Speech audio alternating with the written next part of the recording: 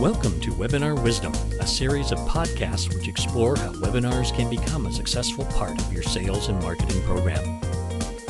Hi, I'm your host, Dave Williams, and if you've reviewed our program outline posted at webinarwisdom.com, you'll know our podcast topics and expert interviews are designed to help you avoid costly mistakes and create a webinar that will produce more sales opportunities, generate greater revenue, and build satisfying relationships with prospects and customers.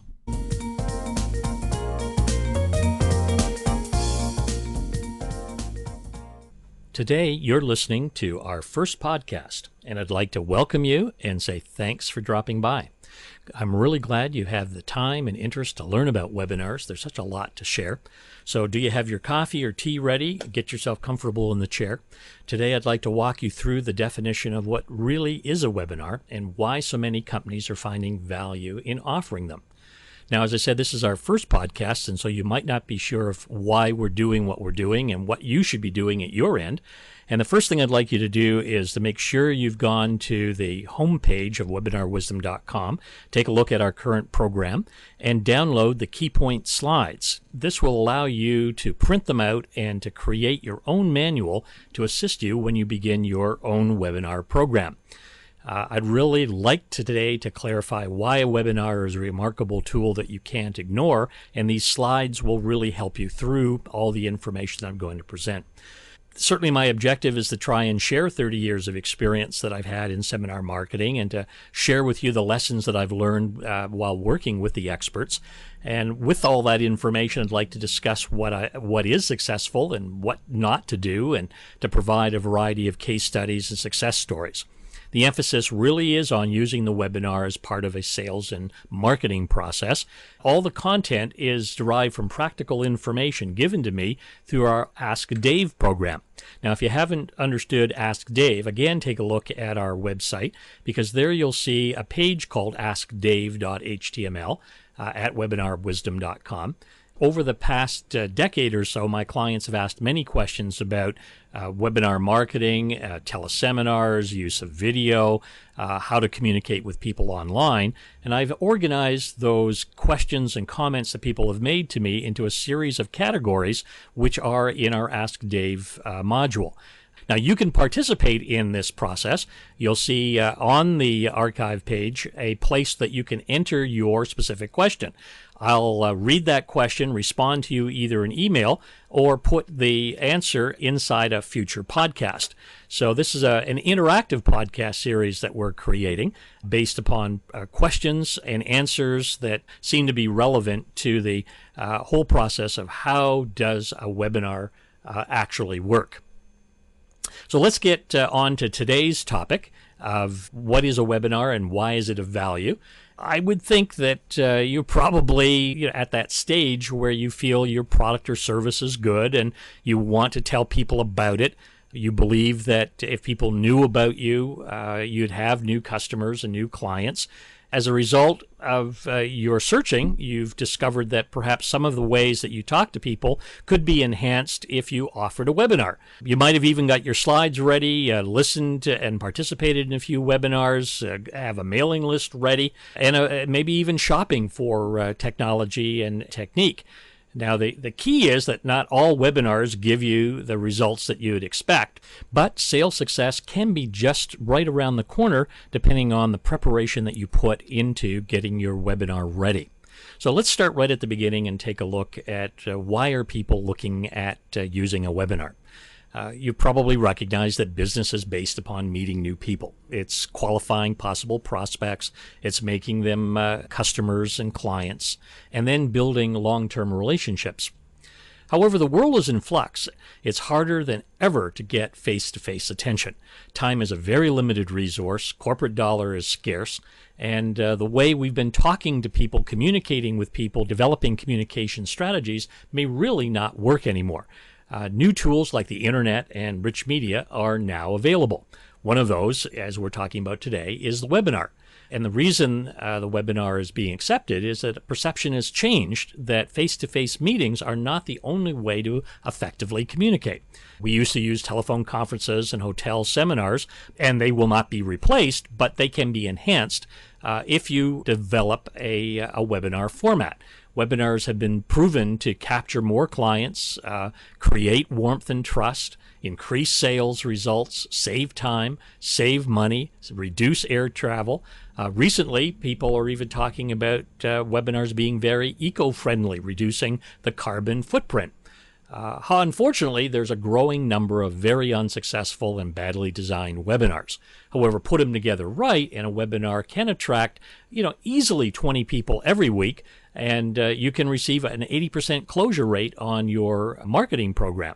In fact, doing it right can change 1 or 2 registrations to your webinar to well over 100 people registering for your webinar. And you have many choices for putting a webinar together. There's many people who feel that communicating still works with the telephone and putting a telephone conference together. However, that's been rapidly replaced now with the telephone and slides on the webinar so that you can augment what you're talking about with slides. And then people have moved away from just the telephone and slides to using the computer as a way of passing audio, much like we're doing today, although this is not a live presentation. In a live webinar, you can talk to people through a microphone and let people listen to you through their computer speakers. In fact, you can still have the telephone active to answer questions of your audience, but let other people listen to what you're talking about through your computer speakers. And most recently, you've been able to add webcams and camcorders so that people can see you and really interact with you on a more personal basis. In fact, if you're looking at our slide 8, you're probably seeing that there's a first, second, third, and fourth generation approach to webinar marketing. And this fourth generation is really exciting because people are trying to simulate face-to-face meetings in very creative ways. And I'm going to show you some slides in a moment of some examples of how people are actually trying to simulate an environment that will create a better trust and warmth with the audience to enhance your relationship. And I think that's really the point that I want you to walk away with today, is that webinars really can simulate a face-to-face meeting. It's more than just a telephone conversation or telephone conversation with slides. The communication tools that come with a webinar can allow you to do all the presentations that you'd like to do, walk people through your content, actually walk them through a website to show them who you are and what your message is. You can collaborate with people during your webinar, share documents, bring up a whiteboard, share your desktop and everything that's on your screen with everybody else. You can insert pre-recorded audio, pre-recorded video, even attach that pre-recorded audio and video right inside your slide presentation. Which means you don't always have to be talking live. You can take a break and present recorded information and then come back into your audience and interact with them. You can have multiple webcams connected and have a number of people on a panel interacting with your audience. Let people see the happy face. Let people see what you look like. Seeing people certainly does build a better relationship than just listening to people. You can really try to simulate the meet and greet that you do when you normally meet people. So what I'm saying is that a webinar has a lot to offer. There's a lot of components. It can be simple, it can be complicated. It's a very valuable tool, but there is a lot to learn depending on what you want to do. People are accepting webinars. There's no question it's here. It's not going away. The question is not really, can you afford to use webinar technology, but rather, can you afford not to use it? If you were trying to build a business case for a webinar and sat back and said, well, what's driving people to use a webinar? I think you'd find that people will agree that doing a webinar allows you to accelerate the sales process. You can shorten the sales cycle. You can generate more sales faster. You can reach a wider market without time restrictions. You can generate qualified leads before you actually set up a face-to-face meeting. You can enhance the relationship with your customer and prospect base and build credibility. No question about it, you can gain competitive advantage. And as we said earlier, you can reduce sales and marketing costs, travel costs, hotel costs. Eco-friendly attributes are being added now to make this a better opportunity for you to look at. And certainly, my experience has been you can retain and gain customers with minimal effort when you're setting up a online communication program. There's many new technologies now on the market that can help you do this kind of thing. If you haven't been following with the slides, this is the perfect time to take a look at the key point slides for Podcast 1. Because on slide 11, I'm showing you a photograph of the Cisco telepresence room, a very sophisticated way of bringing people together to do online webinars. If you're looking at that slide, you'll very quickly see that we have a group of people sitting around a boardroom table. And on the other side of the room, it looks like another group of people attached to that table, except they're on the other part of the country. We've got 5 people locally in one city and 4 people being connected through audio and video cameras on the other part of the country. But it looks like everybody's in the same room because it's a life-size presence. Here you've got everyone in high-def monitors, with a high-def camera, so everyone's the same size. You get surround sound capability. The desk looks like it continues right around the room, so there's a real feeling that everyone's together even though you're not. It's a very sophisticated tool. Certainly, it's $500,000 to $1 million. A lot of centers have them at $750,000. Very sophisticated technology that allows you to meet people in a very much of a simulated face-to-face capability.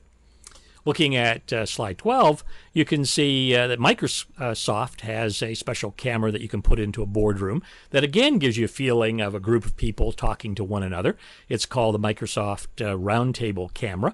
And if you look closely at the slide, you'll see that there are 4 people in 4 different video shots. Call it a camera with multiple lenses attached to it, giving you 4 different views of the boardroom. And again, if people were at a distance, you'd be bringing people together from boardroom to boardroom at a very inexpensive, couple $100. I think it's about under $300 for this kind of webcam that just sits in your boardroom table that lets everyone see everyone that they're talking to. At the other end of the scale, you've got what Apple Computer is doing. They actually include a video conferencing capability within the technology that they sell. Again, on this slide, you'll see 3 people sitting around what looks like a boardroom table, a black boardroom table. And if you look very closely, there's even a reflection of those people on that black table. It's a small system. It only allows you to have 4 people, but it's free. It comes with the operating system when you buy an Apple Macintosh. And if you look closely, you'll see right in the monitor a little web camera staring there so that video conferencing is on the desktop with everyone who's got an Apple. And they're not alone any longer. A lot of the computers from HP, Dell, they're all allowing webcams to be built right into the monitor because video conferencing, certainly on a one-on-one basis where you have picture-in-picture, again, as you can see here, a person looking at picture-in-picture, seeing themselves and the person they're talking to, is going to be very commonplace. You're finding, in fact, it's rare that a day goes by for me that I don't video conference with someone. I'm finding a lot of people having video cameras, particularly when they're under $20 in cost. And when you have companies like Apple actually building a web conferencing, a video conferencing system inside their operating system and giving to you as part of it at no extra cost, you're getting a large part of the market feeling very comfortable and engaging with us. Now, at the other end of the scale, you've got organizations that have created what's called the access grid. This is really a very unique approach where companies who have conferencing equipment link the conferencing together into large group settings. On slide 14, you'll see a large number of people sitting into a stadium audience looking at a screen where you've got a PowerPoint presentation in the middle, a speaker blown up at 12 foot tall up on the wall. And over on the right, rather left-hand side of this screen, you'll see a number of smaller screens of other cities that are all interconnected into this presentation. Looking at slide 15, you'll see how broad this can be, where you can bring in dozens of people connecting their web conferencing systems all together, interacting with one another, with live audience, with recorded information, looking at PowerPoint presentations. A very creative use of blending together everyone's web conferencing into a grid so that you can reach people right across the world. And it really doesn't stop there.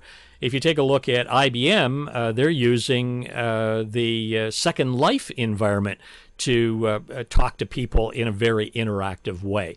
They have brought together, recently, I think just a couple of months ago, 7,000 people in a town hall meeting. Now, this is a little on the outskirts of what people are, or really on the edge of what people are doing with webinars, because here you don't actually see video or real people, you see avatars. It's really coming with a model that's similar to the gaming industry, but you get interactivity, you get engagement, and that's really what IBM was trying to do, where they bring the 3D dimensional world together in a way of getting people to be interested in participating in meetings and discussing business concepts. Very avant-garde approach. And it was very successful for IBM, and a number of companies are starting to experiment with Second Life and the 3D virtual world as a way of reaching out to people.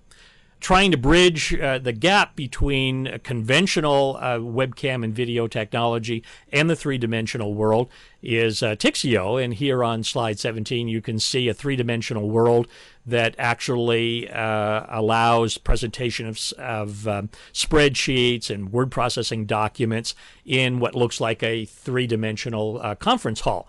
But even more interesting, on this next slide, you'll see that there is a capability of bringing in live people to integrate with the three-dimensional world. Very clever. Here, again, on this slide, you've got 4 people on webcam seeing everyone, but then you have a number of people in a 3D environment looking at the PowerPoint slides, looking at the graphs, looking at the documents, collaborating as a group. The idea here, of course, is to reach out, touch people, simulate what you were doing if you were all together in one room, and at the same time allow everybody to collaborate and be engaged in a very productive manner. So you can see from these examples, and this last one on slide 19, which is even a more creative way. It's a conference hall that really looks like three-dimensional graphics, gaming, but with 4 people over in the left-hand side of the screen with their web cameras on, talking to everybody. So you've got some very, very clever people experimenting with how do we use this technology and simulate what we would do face-to-face. So how are people in the sales and marketing department using all this collaborative technology in webinars? Is it more than just doing a sales presentation? And on slide 20, you'll see a list of different innovative uses that I've seen people use web conferencing as part of a web seminar process that really tries to complement their face-to-face interaction. Not replacing face-to-face, as I've said, but trying to complement it, to enhance it, to get to people that you can't always have a face-to-face meeting with. They use it to enhance their telemarketing programs, the trade shows that they attend, the traditional seminars that they would put on at hotels and in their boardroom, trying to do everything online. When they've got groups of people together, it's more than just presenting slides. It's really brainstorming with prospects or clients and customers, trying to get a focus group going and recording it, interacting with other people based on the information that you gather. No question, building awareness, building corporate awareness, and generating sales leads is a major focus in the sales and marketing department.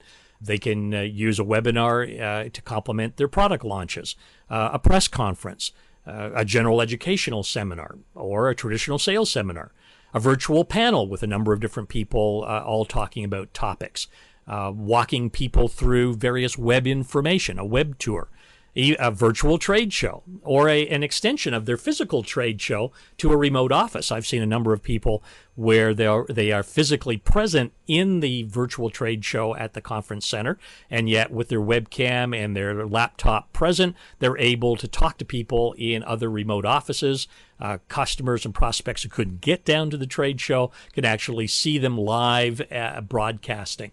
Very creative. Used to be very expensive to do all these kinds of things, but not any longer. Everyone's got a laptop, a $20 camera, an internet connection, so you reach out to the world.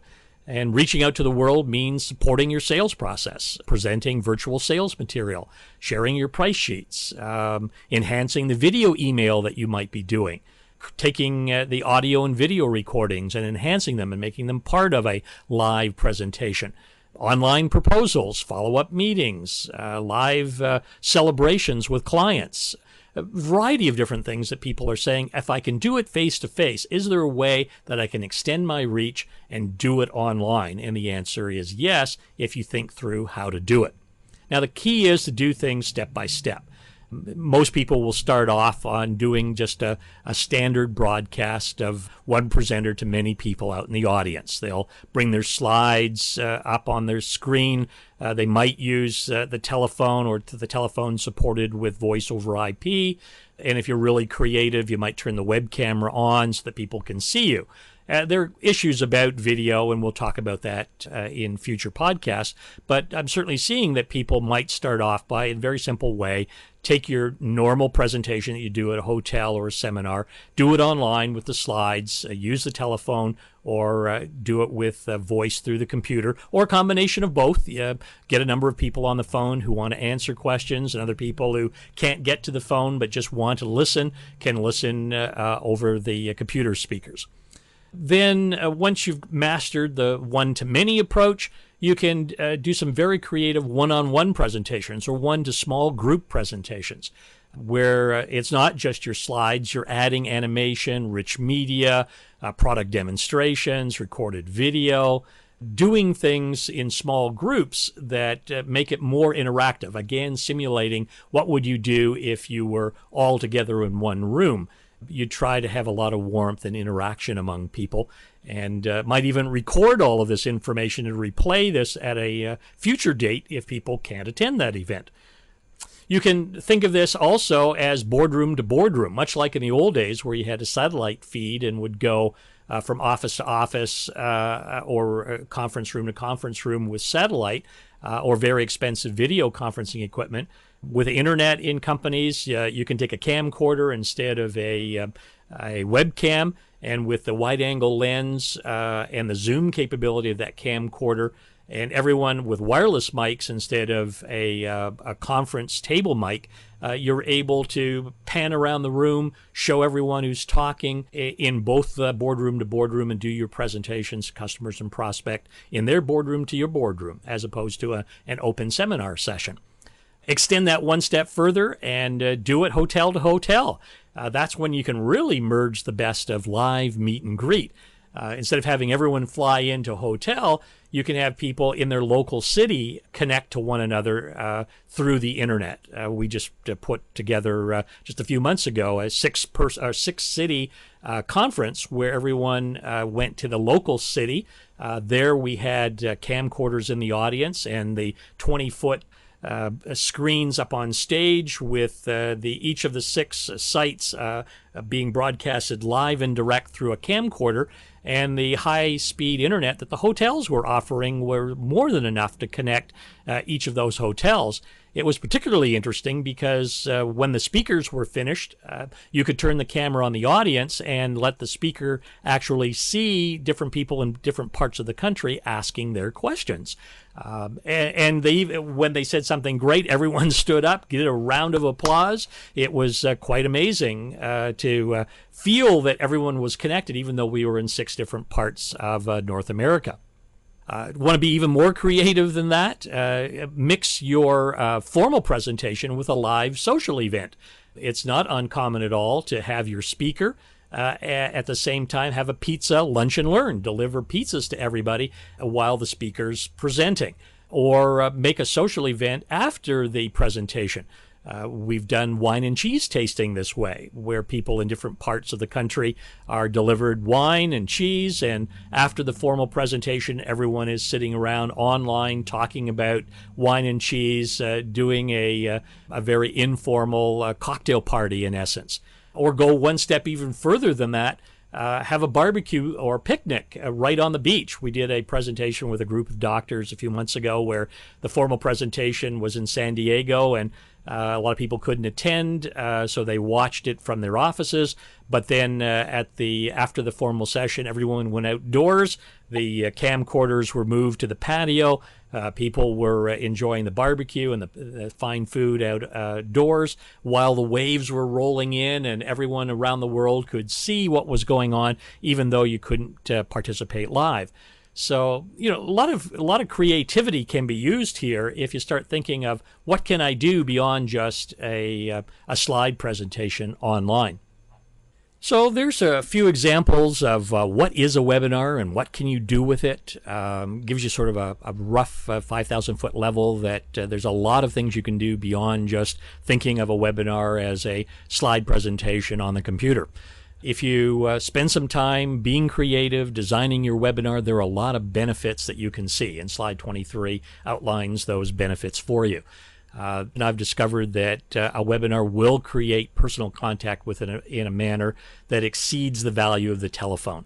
You really are connecting with people when they can watch something, and particularly when you've decided to add a video camera. And you'll create a personal relationship with the members of the audience in a way that builds warmth and trust. And if you're at all enthusiastic about your message, it will create the passion, enthusiasm with your audience. That in turn will develop the sales performance that you're looking for. It will motivate your audience to engage with you, and over time you'll build high levels of satisfaction with that prospect or with your customers and clients. You will be seen as different in your market if you're interacting with the audience. So often you just can't get to people on a frequent basis. You can't always drive to reach them. You can't always fly to reach them. You can't ask them to come to you. You have a client base that you want to stay in touch with, and the physical distances and the costs prohibit you from seeing them regularly. Meeting online changes all of that. People do have the internet. They do have high bandwidth to allow a good quality of audio and good level of webcams and camcorders and recorded video. And so if you do all of that, people will see you as interacting with them differently than your competition would interact with them. And that does give you a distinctive advantage in the market. You will obviously recognize that your market is not just within driving distance of your office. It can be global. You can reach out anywhere in the world to build these kinds of relationships. There's so many times I've gone to conferences, met people, and never was able to see them again. They were interested in products and services that I had, but I couldn't get back in touch with them.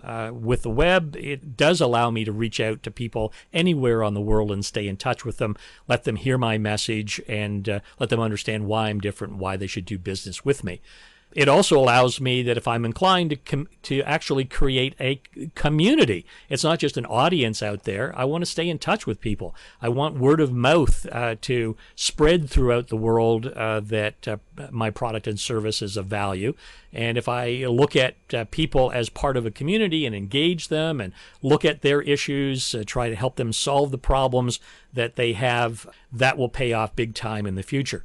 And again, in future podcasts, I'm going to talk about building that community and why you want to do it.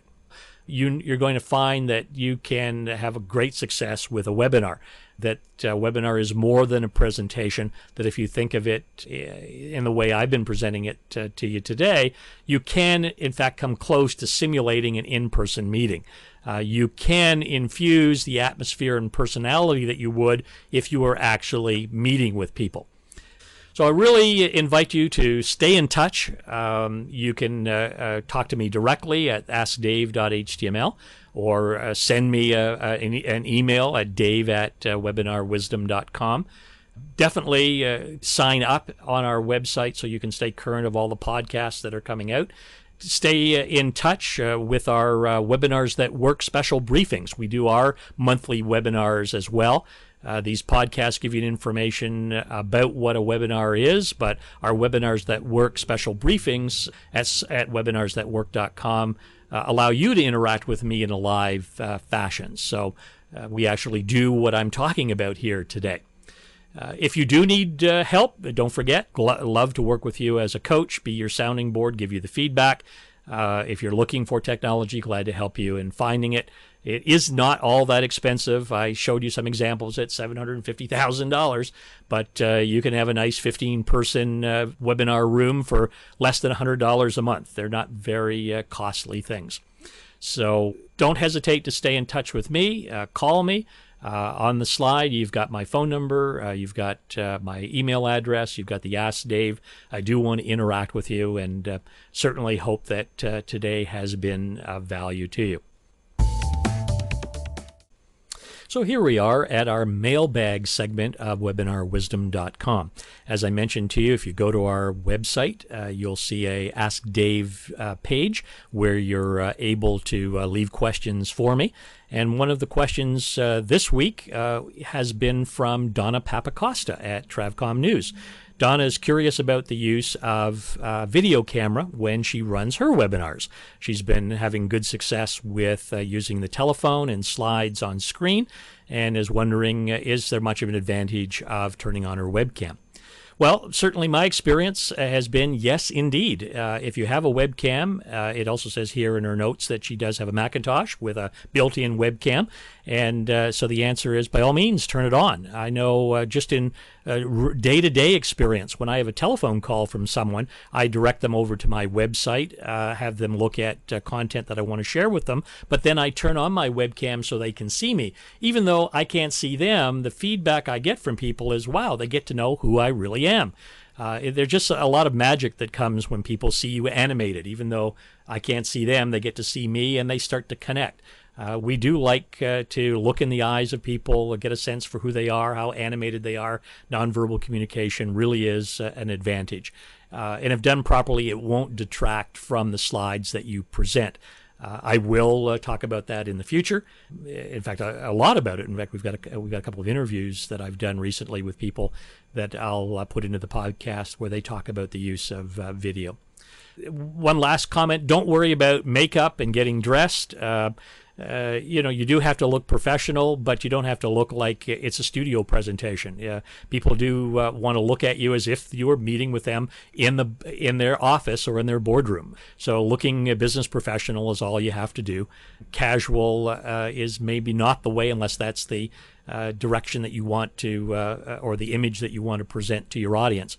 But do consider adding a webcam or camcorder to your webinars. You'll be amazed at the way it increases the question and answers that you have with the audience, and how it enhances the relationship and shortens the time it takes for people to feel comfortable with you. So this is just the first podcast, so we only have one question, but please don't hesitate to drop questions into Ask Dave, and I'll make sure that we have time to answer more next time. Well, that brings us to the end of podcast 1, and I hope you found it to be of value. The message that I tried to bring you is that webinars are not just about technology. They're about growing your business.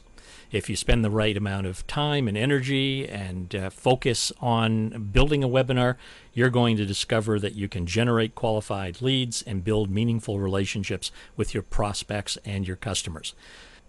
I hope that you take the time to register on our webinarwisdom.com site so that you can stay in touch with me and get notified when the next podcast is coming your way. So until we meet again, take good care of yourself and look forward to talking to you in the near future. Bye.